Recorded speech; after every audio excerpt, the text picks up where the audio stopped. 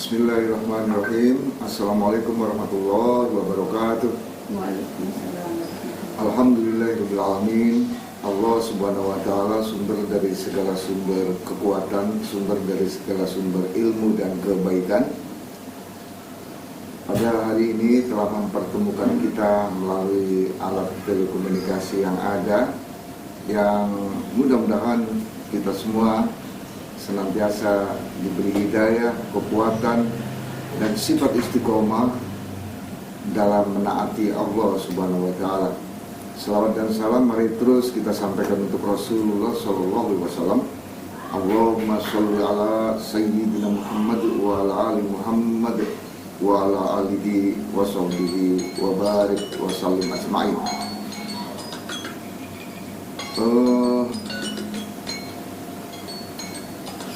Kita akan berbicara tentang sebuah topik yang nampaknya hal ini sejatinya akrab dengan keseharian kita. Apa itu? Yaitu penyesalan.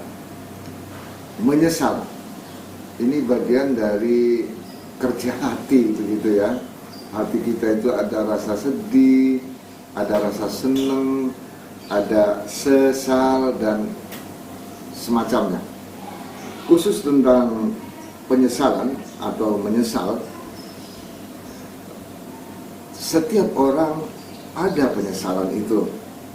Dan yang kita perhatikan khususnya menyesal dalam hal menyesali kekurang taatan kita kepada Allah subhanahu wa ta'ala. Ini justru sebuah penyesalan yang bernilai positif ya. Kalau kita menyesal dalam soal ketaatan kepada Allah yang belum semestinya. Suatu ketika bukan tidak mungkin hafalan doa-doa di dalam Quran maupun hafalan ayat-ayat di dalam Al-Quran yang ada pada diri kita itu lepas ya. Lepas, orang Jawa bilang merotok. Tentu ada penyesalan di diri kita. Tentu ada greget setelah penyesalan itu, ingin memperbaiki diri. Kita yang suatu ketika pernah menekuni beberapa sholat sunnah umpamanya, ya katakanlah sholat tahajud. Ternyata karena waktunya begitu sempit, kita bangun agak terlambat, kita hanya sholat 2 rakaat sholat tahajud. Ada penyesalan di hati kita, kenapa tidak lebih banyak dari itu. Penyesalan bisa kita alami kapan saja, di mana saja. Yang perlu kita syukuri, penyesalan saat kita hidup di dunia ini, sepanjang Allah subhanahu wa ta'ala masih memberi kita waktu, maka ada kans untuk memperbaikinya.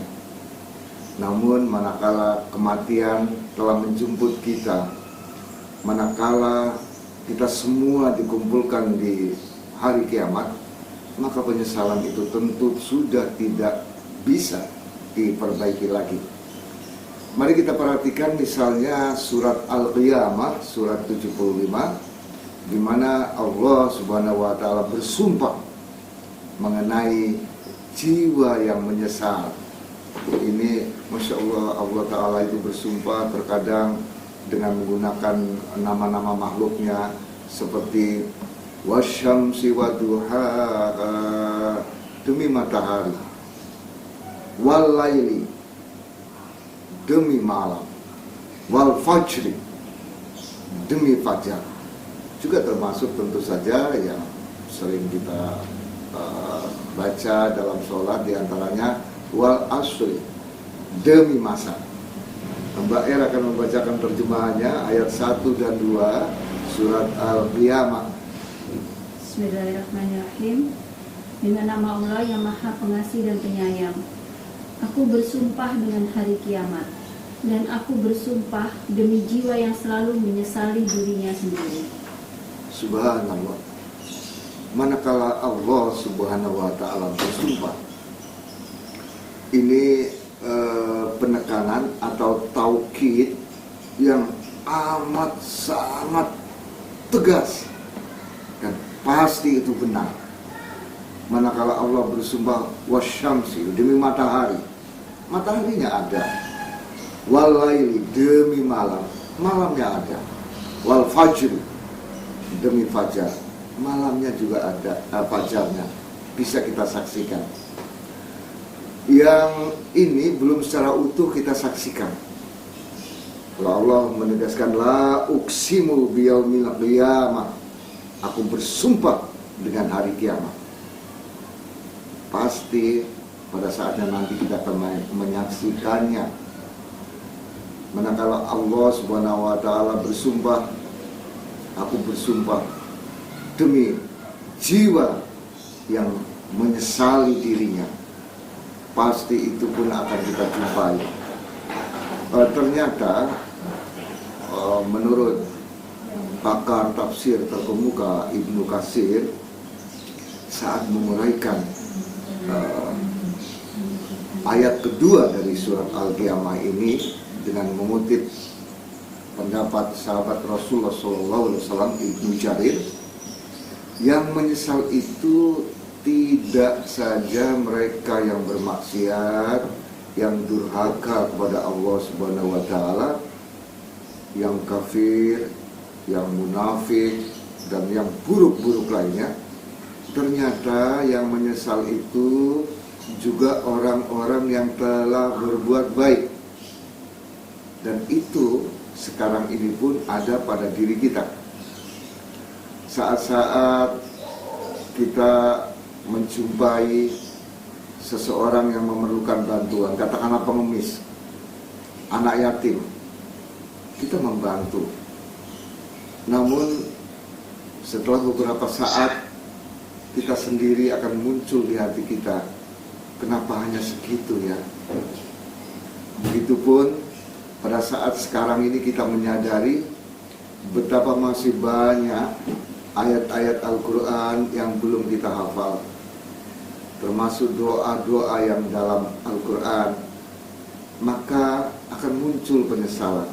Kalau saja sejak dulu aku berusaha bersungguh-sungguh menghafal, tentu hafalanku akan lebih banyak dibanding yang sekarang. Itu perbuatan baik. Infak, sedekah, menghafal Al-Quran itu perbuatan baik, perbuatan mulia.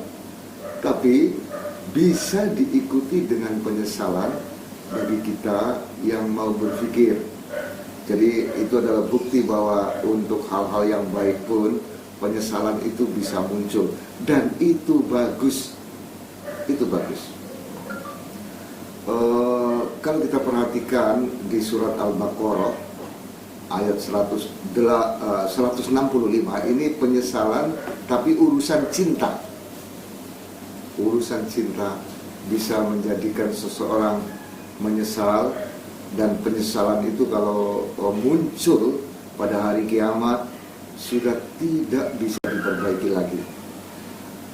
Orang-orang yang menyesal di hari kiamat urusan cinta di Al-Baqarah ayat 165.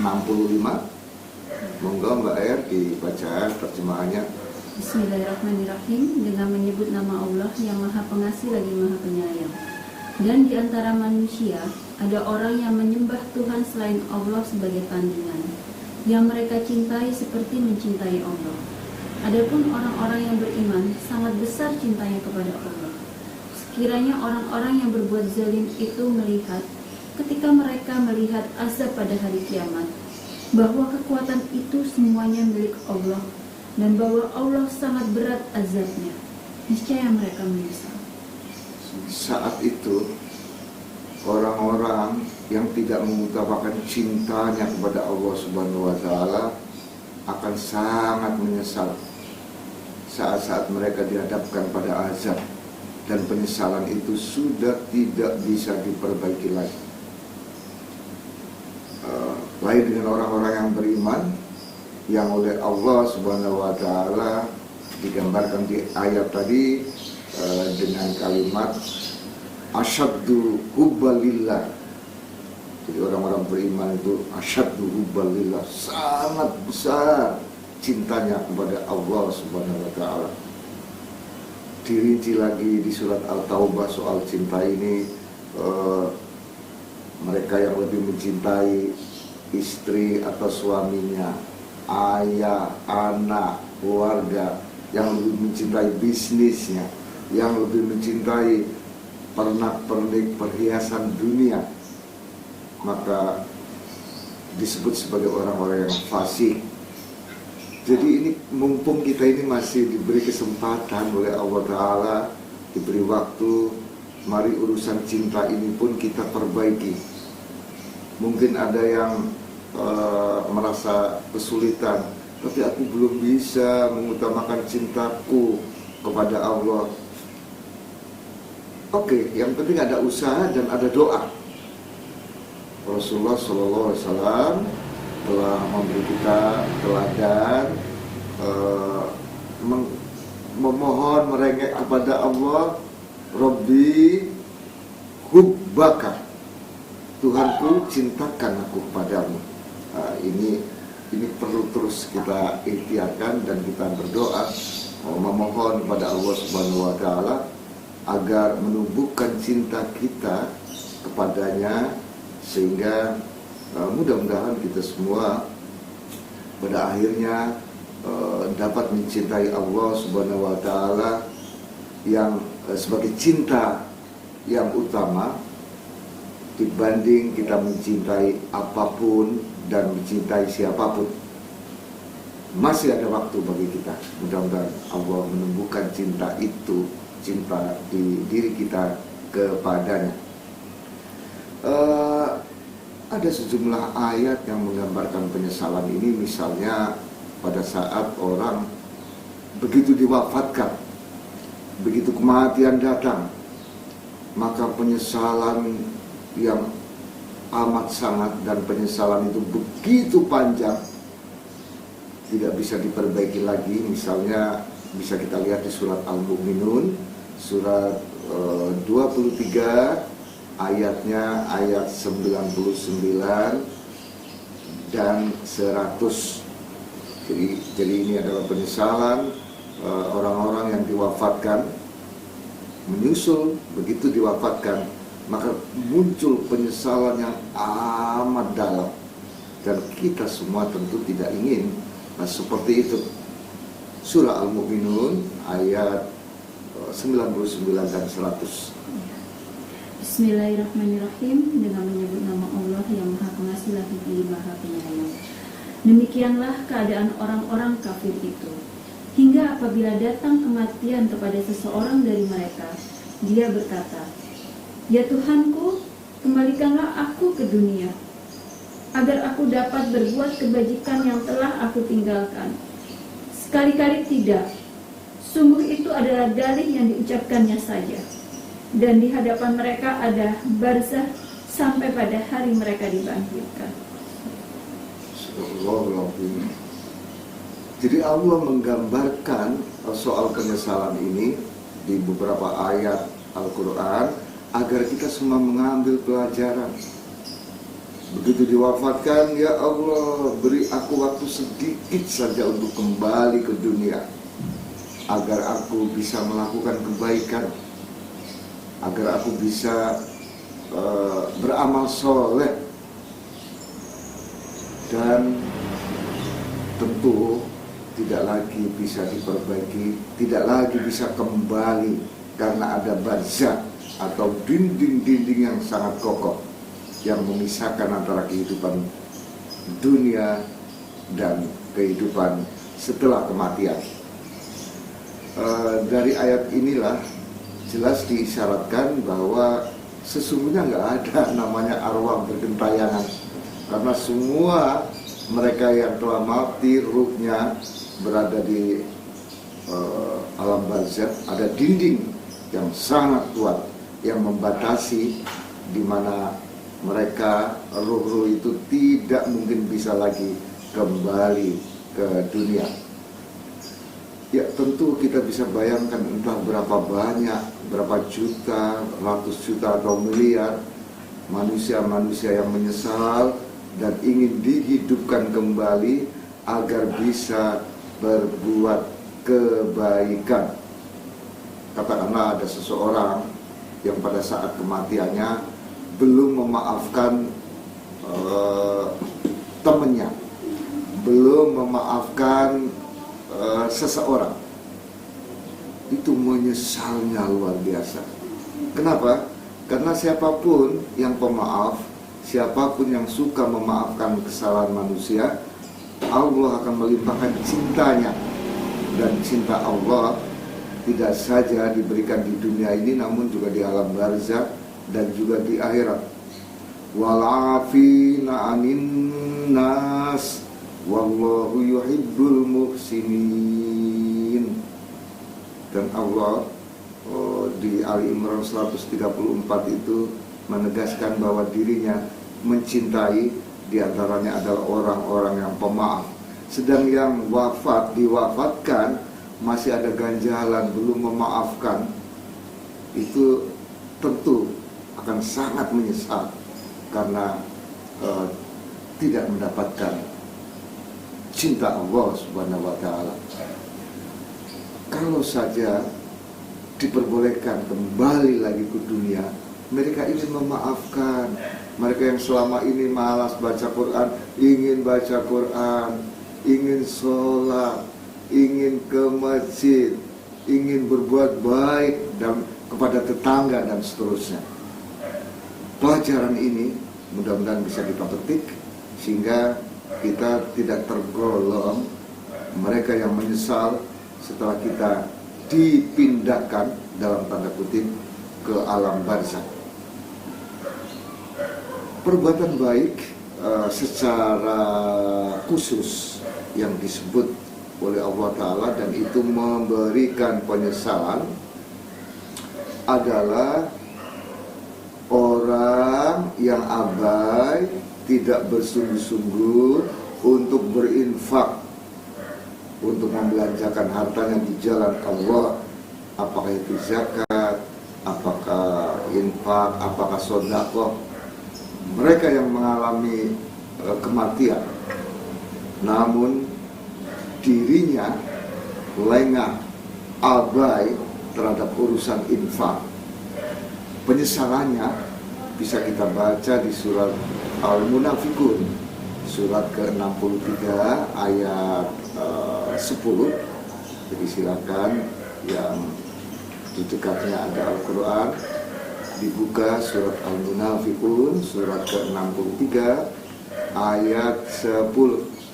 Ini adalah tentang penyesalan sesungguhnya. Silakan Mbak Er. Bismillahirrahmanirrahim. Dengan nama Allah yang Maha Pengasih lagi Maha Penyayang. Dan infakkanlah sebagian dari apa yang telah kami berikan kepadamu sebelum kematian datang kepada salah seorang di antara kamu. Lalu dia berkata menyesali, ya Tuhanku, sekiranya engkau berkenan menunda kematianku sedikit waktu lagi, maka aku dapat bersedekah dan aku akan termasuk orang-orang yang soleh. Masya Allah. Perintah berinfak, membelanjakan harta di jalan Allah. Lebih khusus lagi dalam konteks ini, ayat ini adalah bersedekah. Namun abai, lalai, maka ini bisa menjadi penyesalan yang sangat panjang, sebuah penyesalan yang tidak bisa diperbaiki lagi karena kematian telah datang. Kematian yang tidak bisa dimajukan dan juga tidak bisa dimundurkan sedetik pun, karena Allah telah menetapkan kematian setiap orang, termasuk kematian diri kita. Jadi manakala kita membaca ayat ini, tentu ini sebagai pelajaran, karena orang-orang beriman yang taat kepada Allah Subhanahu wa ta'ala digambarkan di Ali Imran ayat 133. Bismillahirrahmanirrahim. Alladzina yunfiquna fis-sarra'i wad-dharra'i. mereka yang berinfak baik dalam keadaan lapang rezekinya maupun dalam keadaan sempit rezeki. Nah, ini pun kita perlu pertolongan Allah Subhanahu wa taala, karenanya kita perlu memohon, perlu meminta, ya Allah, mampukan kami untuk berinfak baik dalam keadaan lapang maupun sempit. Ini penting karena kalau kita abai, kita lalai, itu akan membuahkan sebuah penyesalan yang sangat panjang dan tidak bisa diperbaiki lagi. Mumpung kita diberi umur, diberi waktu, mudah-mudahan kita lebih serius. Walau barangkali tentu kita tidak mungkin bisa menyaingi Abu Bakar Siddiq yang pernah menginfakkan seluruh harta bendanya. Walau kita belum mampu dan rasanya tidak mampu, sebagaimana Umar bin Khattab yang menginfakkan 50%, separuh dari seluruh hartanya. Jadi kalau kita perhatikan bagaimana orang-orang soleh, baik dari kalangan sahabat, dari kalangan orang-orang soleh terdahulu maupun orang soleh zaman kini, kita malu sesungguhnya, karena ya sebutlah, boleh dibilang infak kita, sedekah kita belum ada apa-apanya. Gak apa-apa kalau perasaan aku belum banyak bersedekah, aku belum banyak bersyukur, gak masalah, itu justru perasaan yang sangat bagus. Jangan sampai justru terbalik. Wah, kalau soal syukur sih aku gak kurang-kurang, kalau soal sedekah, infak sih aku gak kurang-kurang. Ini mengarah ke berbangga-bangga dan sombong. Mudah-mudahan Allah menjauhkan kita dari sifat sikap seperti itu dan memudahkan kita, memampukan kita semua untuk dapat berinfak baik dalam keadaan lapang maupun dalam keadaan sempit. Yang juga akan membuahkan penyesalan berkepanjangan menurut Al-Quran adalah orang-orang yang syirik, orang-orang musyrik. Jangan keburu bayangan kita seakan-akan kita telah 100% terhindar dari syirik. Jangan tergesa-gesa berpendapat begitu untuk diri kita, termasuk saya. Sebab bukan tidak mungkin syirik ini menyelusup ke dalam diri kita, membuahkan sikap yang kita mungkin tidak menyadari. Karena Rasulullah SAW menegaskan syirik itu ada namanya syirik khafi, syirik yang kecil, tapi namanya dosa yang sangat besar, yaitu syirik. Sekecil apapun tetap saja itu bisa mengundang kemurkaan Allah Subhanahu wa taala. Rasulullah SAW menggambarkan tentang syirik kecil itu ibarat seekor semut hitam berjalan di atas batu hitam pada saat di malam hari yang gelap, samar, nyaris nggak terlihat, susah kita melihatnya. Apa sih syirik kecil yang dimaksud? Ternyata adalah riya, sebuah perbuatan yang dimaksudkan untuk mengundang, mengharapkan pujian orang. Ini begitu sama, begitu sama. Jadi mari kita berikhtiar, berusaha sekuat tenaga, sekuat kemampuan kita agar terhindar dari doa syirik, termasuk syirik kecil yang begitu samar, yaitu berharap pujian orang, riya. Mudah-mudahan Allah Subhanahu wa taala menjauhkan kita dari sikap perbuatan seperti itu. karena sekali lagi itu justru bisa mengundang kemurkaan Allah Subhanahu wa Ta'ala. Itulah beberapa hal dalam perspektif Al-Quran, hal-hal yang bisa membuat seseorang menyesal. Dan penyesalan di sini dari dimensi waktu dibagi dua secara umum, penyesalan yang terjadi di alam dunia ini, yang kedua penyesalan yang terjadi selepas kematian hingga hari kiamat. Kita masih diberi waktu, sekali lagi mari kita berupaya untuk menghindarkan diri dari penyesalan yang dahsyat, penyesalan yang tidak bisa diperbaiki lagi. Karena kita masih, ya alhamdulillah, mudah-mudahan insya Allah kita semua masih diberi kesempatan, diberi waktu untuk memperbaiki semua itu.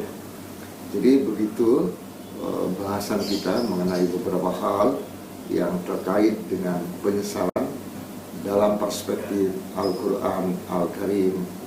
Mohon maaf kalau ada kekeliruan, kehilapan. Terima kasih semuanya. Wassalamualaikum warahmatullahi wabarakatuh.